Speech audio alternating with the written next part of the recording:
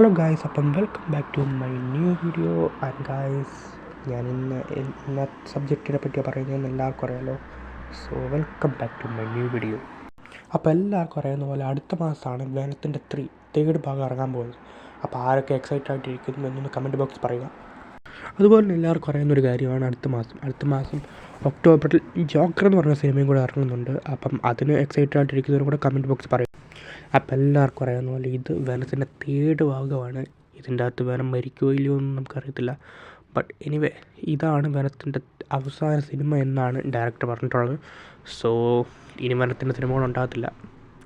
പിന്നെ വേറൊന്നും ഉണ്ട്, എൻ്റെ അഭിപ്രായത്തിൽ തേർഡ് ഭാഗം ഇറക്കിയ വിട്ട് തീർക്കുന്നത് തന്നെയാണ് നല്ലത്. കാരണം ഇപ്പം പൊതുവെ സോണിയുടെ പടങ്ങളെല്ലാം പൊട്ടപ്പടങ്ങളാണ് ഇപ്പോൾ അവർ ഇറക്കുന്നത്. അപ്പോൾ അതുകൊണ്ട് തന്നെ ഈ മൂന്നാമത്തെ സിനിമയോട് ഇത് തീർക്കുന്നത് തന്നെയാണ് നല്ലത്. ഇത് നല്ലതാണെങ്കിൽ എല്ലാവർക്കും നല്ലൊരു ഇതായിരിക്കും. സോ എൻ്റെ അഭിപ്രായത്തിൽ മൂന്നാമത്തെ പാർട്ട് കൂടി തീർക്കുന്നത് തന്നെയാണ് നല്ലത്.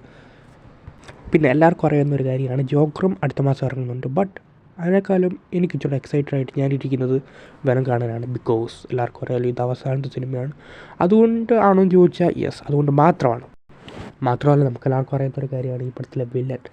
ഇത്ര നാൾ നമ്മൾ കണ്ട കൂട്ട് വില്ലനല്ല ഇനി വരാൻ പോകുന്നത്. അതുകൊണ്ടായിരിക്കണം വെനം മരിക്കാൻ ചാൻസ് എന്നൊക്കെ പറയുന്നതെന്നാണ് എനിക്ക് തോന്നുന്നത്. ബട്ട് എനിവേ, നമുക്കത് കണ്ടറിയാം. ആൻഡ് ഗായ്സ്, എല്ലാവർക്കും അറിയാത്തൊരു കാര്യമാണ് ഈ പടത്തിലെ നായകൻ്റെ ആക്ടിങ്. എനിക്ക് സത്യം പറഞ്ഞാൽ നന്നായിട്ട് ഇഷ്ടപ്പെട്ടിട്ടുണ്ട്. ആ പുള്ളി നന്നായിട്ട് അതിനായിട്ട് ഹാർഡ് വർക്ക് ചെയ്തിട്ടുണ്ടെന്ന് നമുക്ക് മനസ്സിലാക്കാം.